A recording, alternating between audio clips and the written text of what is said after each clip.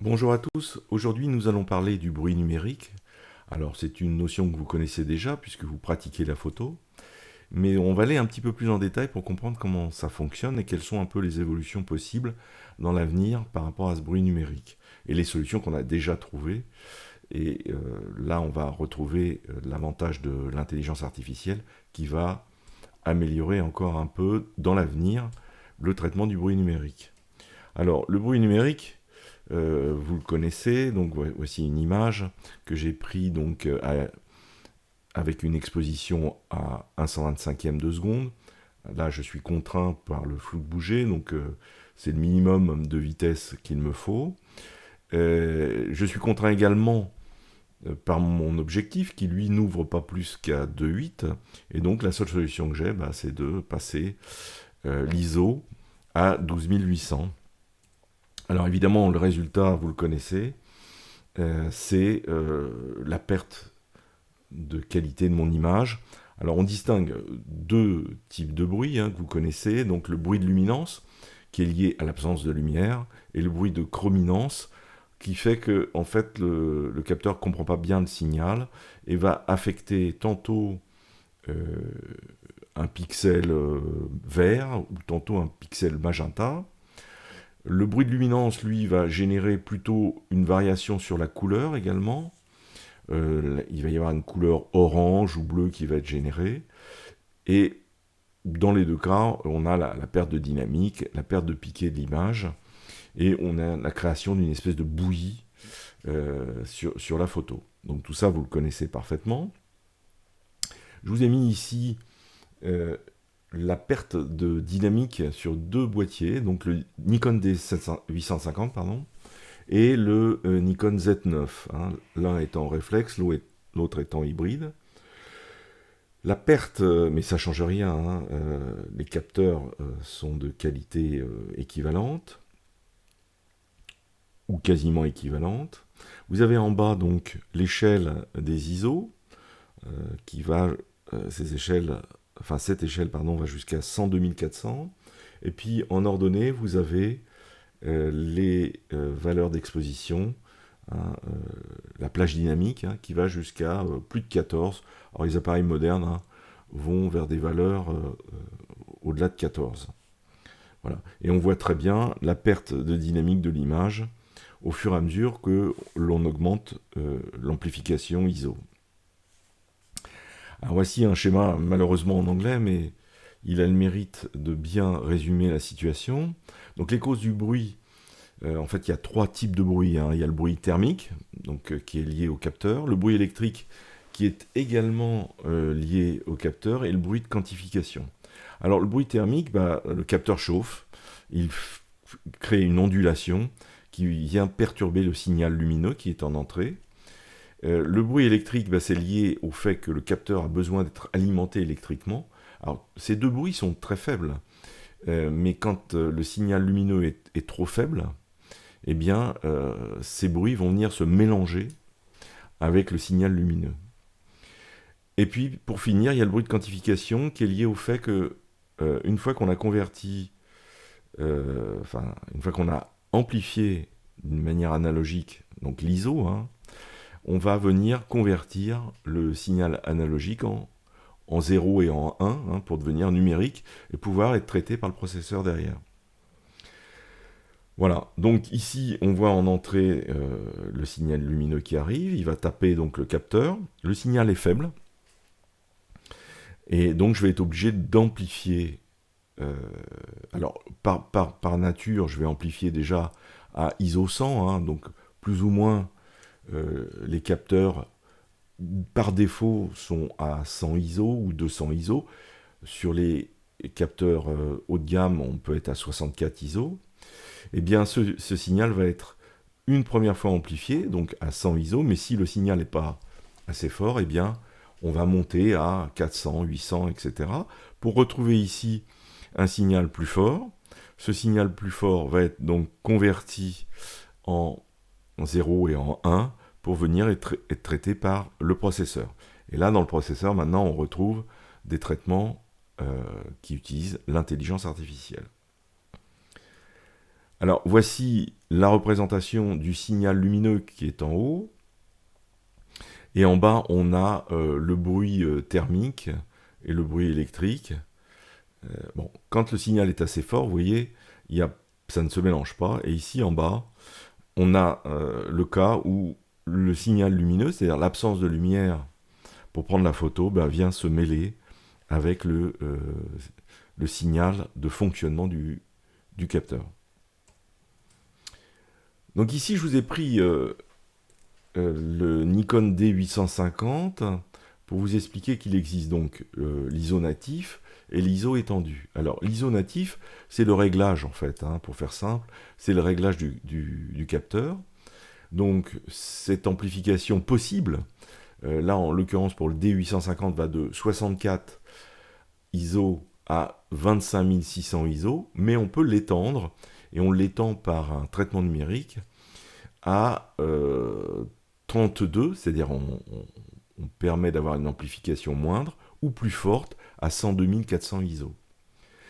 Et puis sont apparus les capteurs avec la double sensibilité. Alors le principe, il est le suivant. Alors j'ai pris ici un schéma d'appareil de capteur Leica, voilà, et on voit bien le système de double sensibilité. Donc on va prendre ici par exemple le Leica Q2 qui est en vert là. Donc il démarre à ISO 50, il est amplifié jusqu'à 400 ISO. Donc il y a une première amplification analogique qui commence, et après, à partir de 800, il redémarre une deuxième amplification analogique, et puis après, bien sûr, il y aura une amplification numérique qui viendra prendre le relais un peu plus tard. Donc, ce qui fait que là, par exemple, on peut avoir à ISO 400 une plage dynamique meilleure qu'à ISO 800 au redémarrage du dual ISO. Voilà. Mais ce système permet d'avoir globalement un meilleur traitement des ISO. Et là, en l'occurrence, on a un très bon traitement ISO entre 50 et 400. Voilà. Et puis après, on repart sur un nouveau système ISO entre 800 et plus. Alors, quels sont les autres facteurs qui génèrent le bruit? Donc là, on a vu, donc le manque de lumière génère le bruit. Mais les JPEG produisent plus de bruit que les RAW, ça faut le savoir. Donc si vous devez retoucher une image, vaut mieux être en RAW. Les tons sombres, évidemment.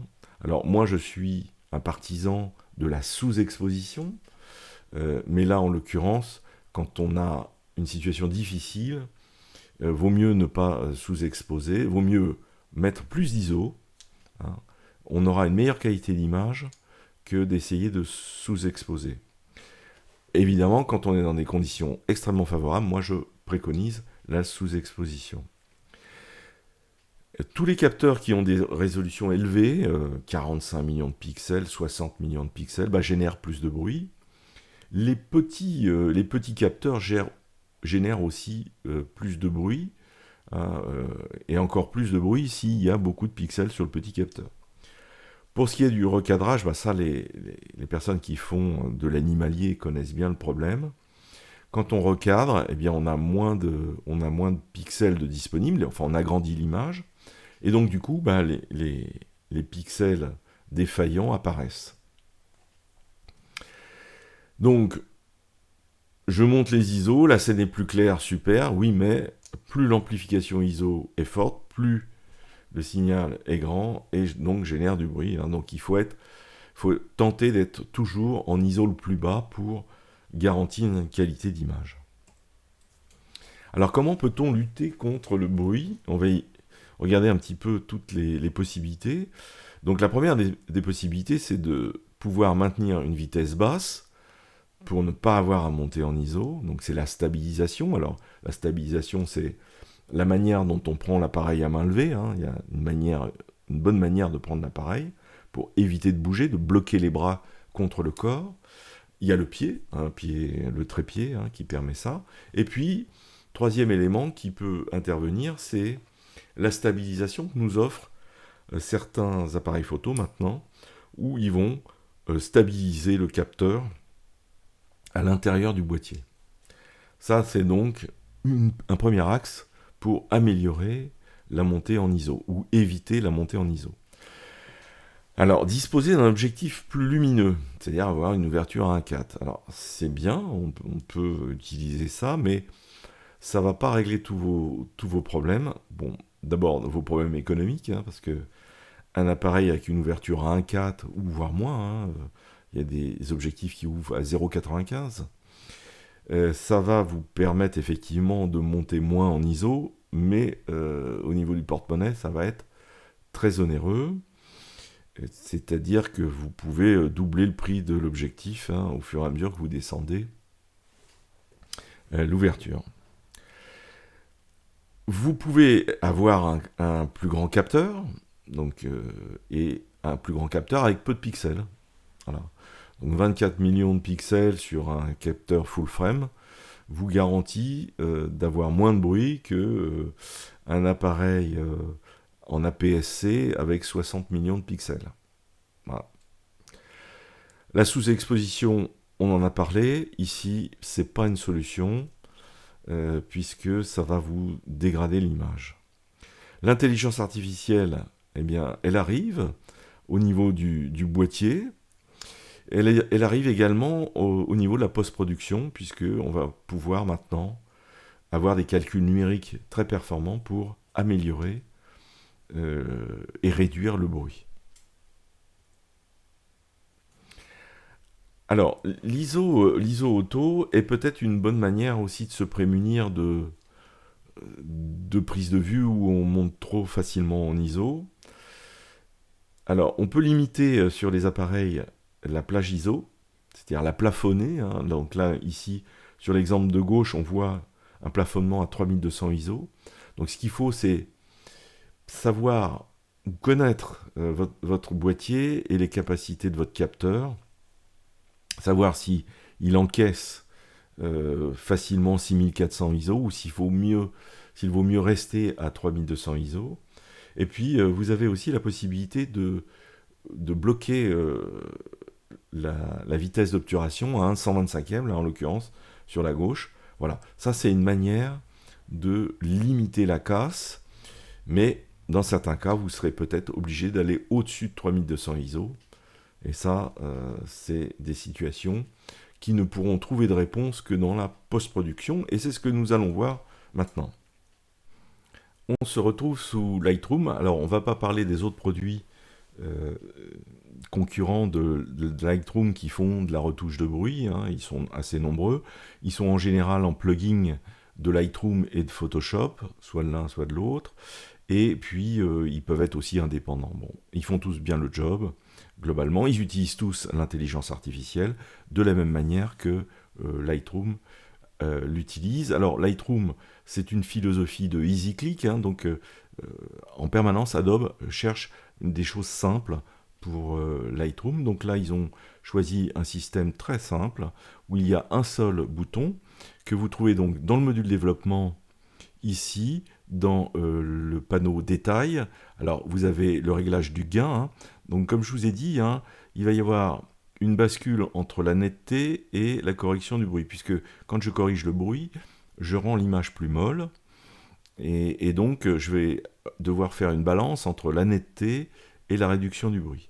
Au milieu des deux, là, on a la réduction du bruit par l'intelligence artificielle, donc un simple bouton, et on va faire un test à chaque fois pour voir comment je peux le faire en mode manuel et comment je peux le faire par l'intelligence artificielle, et on comparera les deux résultats.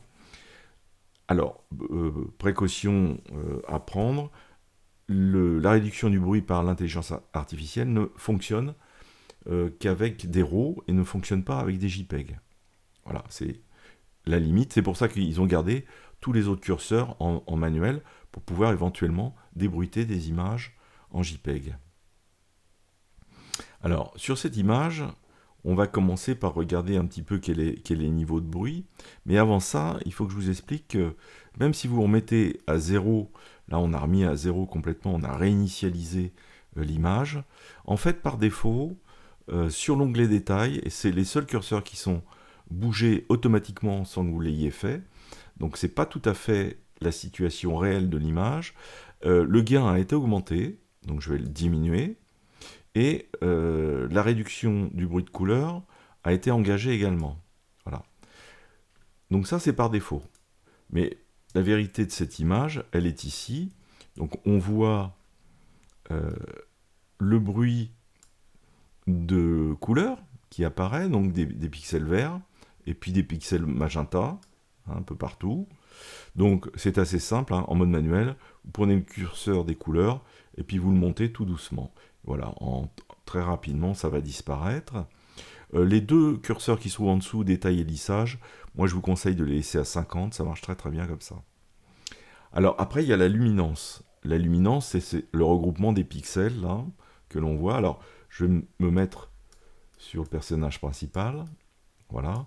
Et donc, je vais commencer à pousser. Alors, je vais le mettre complètement à fond. Vous voyez, quand on le met complètement à fond, ça a tendance à lisser l'image, hein. Donc, le bruit disparaît, mais par ailleurs, l'image est lissée. Donc, je vais me situer d'une manière relativement moyenne, à 47, 50, voilà, quelque chose comme ça. Et on va étudier en même temps le gain. Alors, en fait, quand on augmente le gain, on augmente le bruit. Donc ça, donc il va falloir trouver une balance entre le renforcement de la netteté et le traitement du bruit. Donc je vais monter le gain. Voilà. Et alors je vais le monter à fond. Et vous voyez que quand je le monte à fond, je recrée du bruit. Voilà.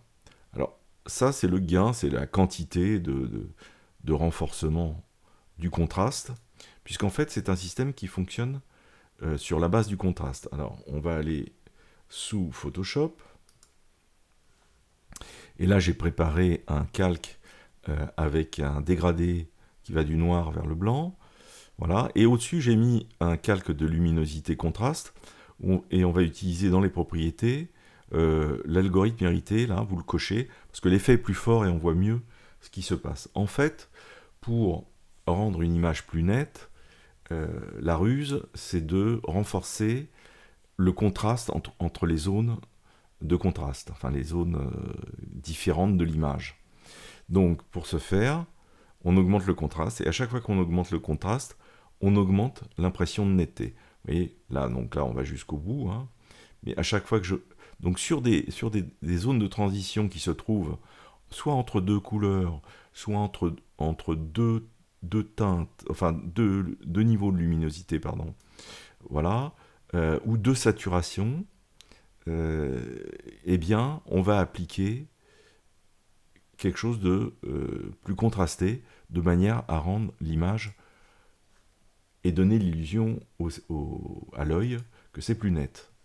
Donc ici, quand on revient dans le panneau détail, ici, et qu'on règle le gain, eh bien, on va pouvoir visualiser ces zones de transition qui existent entre les aplats et les zones de contraste.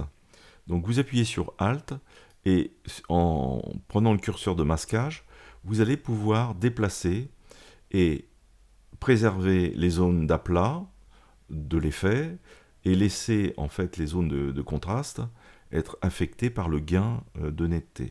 Voilà.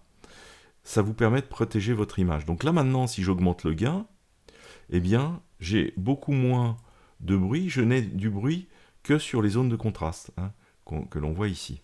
Ok, bon, là je le fais à fond évidemment pour que vous voyez, mais il va falloir trouver un point moyen pour régler ce dont on a besoin. Alors, le niveau de zooming, il faut être à 200% hein, pour régler son image en matière de retouche. Si on voit rien ou que c'est acceptable à 200%, c'est que c'est bon. Alors, donc, le gain, c'est la quantité de contraste. Le rayon, c'est le nombre de pixels de chaque côté de la zone de contraste. Et le détail, c'est pixel par pixel, le contraste entre les pixels. Voilà. Donc vous réglez les 3 curseurs, mais le conseil que je vous donne, c'est ici, sur le curseur de masquage, vous mettez entre 70 et 80, d'accord, et après vous jouez plutôt sur le gain. Voilà, le rayon, vous le laissez relativement bas, le détail de la même manière. Voilà.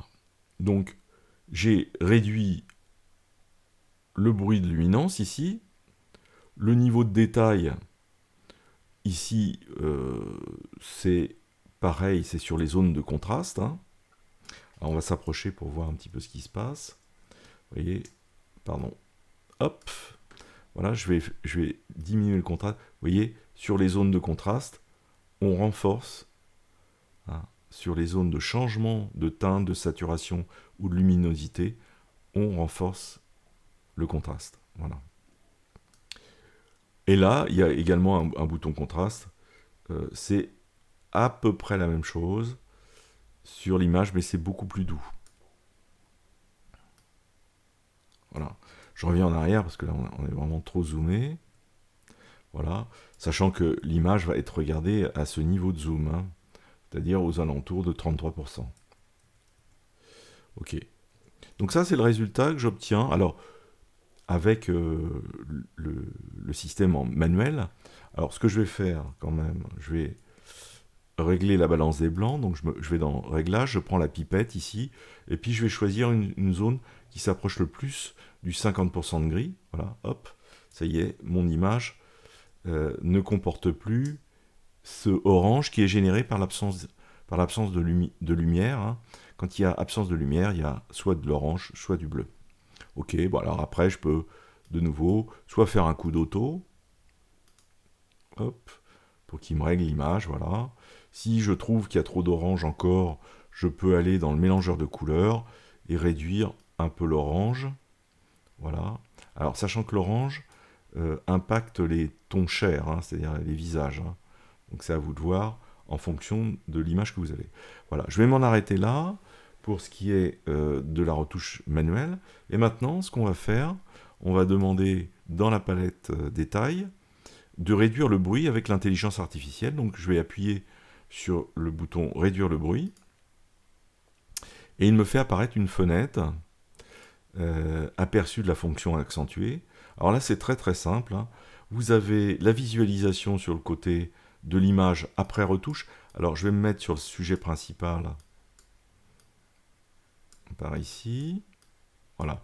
Donc vous avez la situation avant, et puis vous avez la situation après. Alors par défaut, il règle le curseur à 50. En général, c'est bien, c'est un bon niveau. Voilà.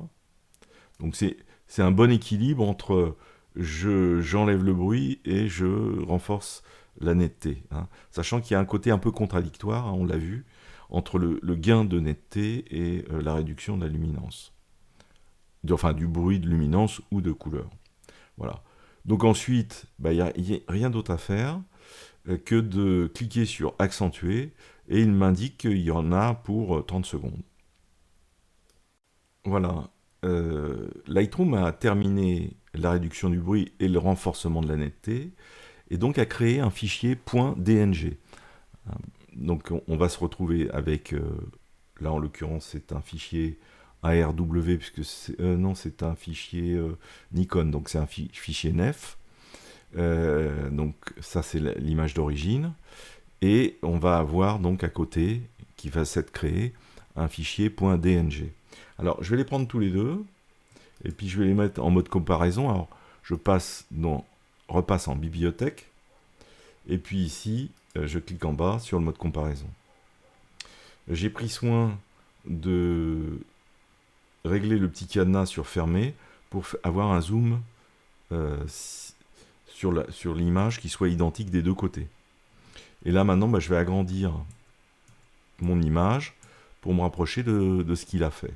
Alors, on a ici à gauche ce que j'ai fait moi en mode manuel et on a à droite la retouche dans le fichier DNG là, qui a été fait par l'intelligence artificielle. Vous voyez, c'est net, le résultat est nettement meilleur avec l'intelligence artificielle. Mais bon, il faut savoir qu'on peut le faire en mode manuel, notamment pour les fichiers JPEG que vous voudriez récupérer. Alors, on va prendre maintenant une deuxième image, qui celle-ci est plutôt bonne, au sens que elle a été assez bien exposée. Donc elle est à 6400 ISO. Alors je vais la réinitialiser. Hein. Voilà, ça c'est l'image d'origine. Donc toujours la même chose, hein. Il a mis le gain par défaut, hein, alors que tous les autres curseurs ont été remis à 0. Et puis la couleur c'est pareil, il en a mis un petit peu par défaut.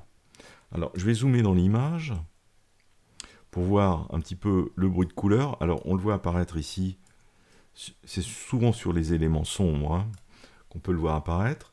Donc ce sont des pixels aléatoires, magenta, vert ou bleu. Voilà. Donc ça, j'ai du bruit de couleur, donc je vais le réduire. Ok. Donc ça a disparu. Maintenant, je vais traiter le bruit de luminance. Alors, je vais me mettre sur ce personnage-là, là. Voilà. Et donc, je vais réduire le bruit de luminance, comme ceci. Ok. Et comme l'image est plutôt bonne, eh bien, j'ai déjà réglé le problème. Alors, je peux éventuellement remettre du gain. Je vais remettre du gain en été. Donc, j'appuie sur le masquage, que je vais aller mettre directement. Alors, il faut que le gain soit un petit peu engagé pour pouvoir toucher au masquage. J'appuie sur Alt, je clique, et je vais aller le positionner à 70-80, comme ceci. Et donc là, maintenant, bah, je peux régler le gain. Alors, si je me mets à fond, c'est pas très très bon, mais je peux être aux alentours de 60%. Là, je suis en zooming à 200%, c'est la référence. Donc voilà, j'ai récupéré l'image. Alors, on peut recadrer pour enlever le personnage qui est sur le côté, là, qui n'intéresse pas du tout la photo. Et puis, dans Réglage de base, je prends la pipette, je vais chercher une zone s'approchant du 50% de gris, je clique et ma balance des blancs est refaite. Voilà. Alors après, bah, vous pouvez soit rebouger la température pour réchauffer un petit peu, comme ceci, voilà, pour garder un petit peu l'ambiance. Et puis voilà ce qu'on peut faire sur cette image. Alors, de la même manière, je retourne dans Détail. Là, je l'ai fait à la main, enfin, en mode manuel. Et donc, je vais cliquer sur Réduire le bruit, et on va laisser faire l'intelligence artificielle. Voilà, Lightroom a terminé la réduction du bruit, le renforcement. Donc, de la même manière, je vais aller chercher en mode bibliothèque les deux images pour les comparer. Donc l'une étant l'euro traité d'une manière manuelle. Et on va aller regarder un petit peu ce qui se passe. Je vais zoomer. Alors on va se situer sur le personnage où il y a les lunettes. L'avantage c'est qu'il y a des bords qui sont très nets. Voilà, et on va regarder un petit peu ce qui s'est passé.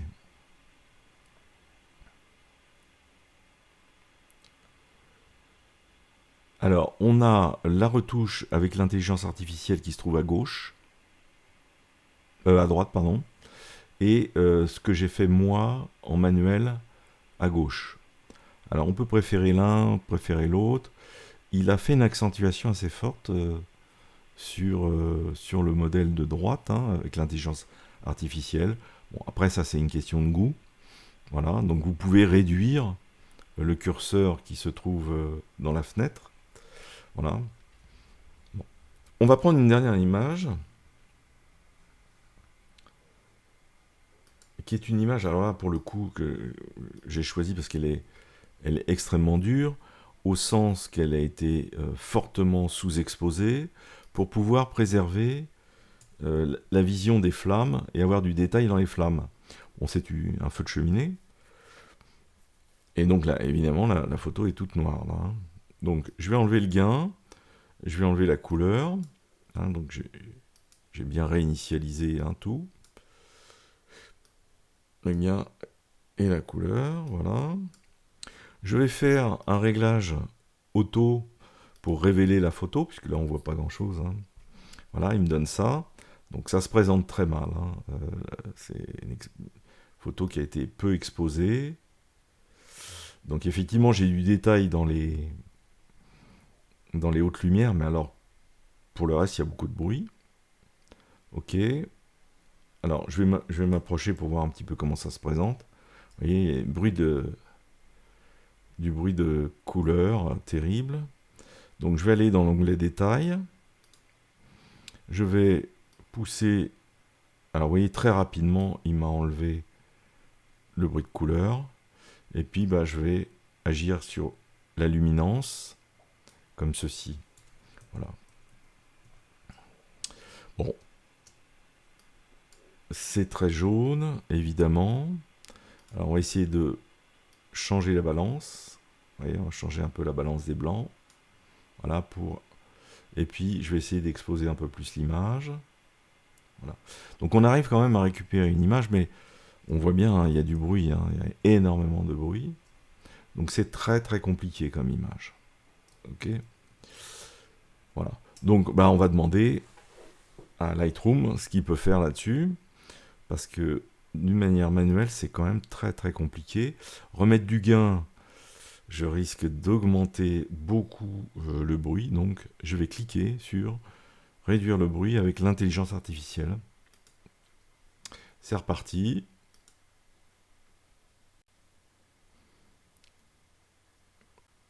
Voilà, Lightroom a terminé l'opération.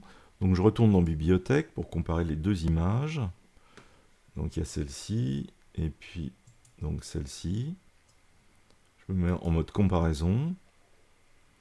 Donc on a à gauche l'image avec l'intelligence artificielle et à droite l'image retouchée d'une manière manuelle. Voilà, on va les situer sur les barres là. Vous voyez, vraiment, il a récupéré l'image, qui est vraiment une image très très difficile, hein, qui est les pires conditions, hein, parce que ça a été sous-exposé beaucoup. Et effectivement, quand on sous-expose beaucoup, on génère du bruit.